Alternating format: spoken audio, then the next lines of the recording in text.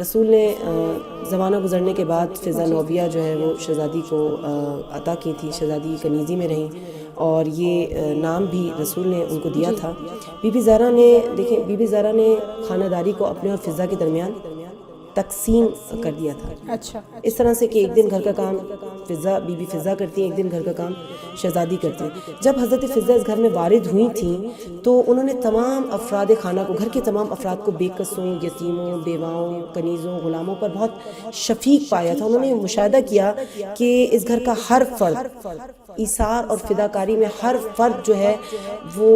آگے ہے، یعنی ایثار اور فداکاری گھر کے ہر فرد کا اوڑھنا بچھونا ہے۔ لہٰذا انہوں نے یہ دیکھا کہ ایک طرف تو یہ جو گھر ہے یہ اس پوری کائنات کا، یہ بیت الشرف اس پوری کائنات کا مقدس ترین گھرانہ ہے، دوسری طرف ان کی تواضع انکساری کا یہ عالم ہے کہ وہ ایک کنیز کو بھی ویلیو دے رہے ہیں، وہ ایک کنیز کو بھی کسی بھی لحاظ سے اپنے سے کمتر نہیں سمجھتے۔ لہٰذا اس سے بی بی فضا کو نفسیاتی طور پر سہارا ملا کہ میرے لیے غربت کوئی ایشو نہیں ہے، غریب الوطن ہونا کوئی ایشو نہیں ہے۔ اور چند دن بی بی کے گھر میں رہنے کے بعد بی بی فضا کے دل و دماغ سے وہ جو نفسیاتی سہارا ان کو ملا تھا، یہ احساس کمتری جو ہے یہ مکمل طور پر ختم ہو گیا تھا۔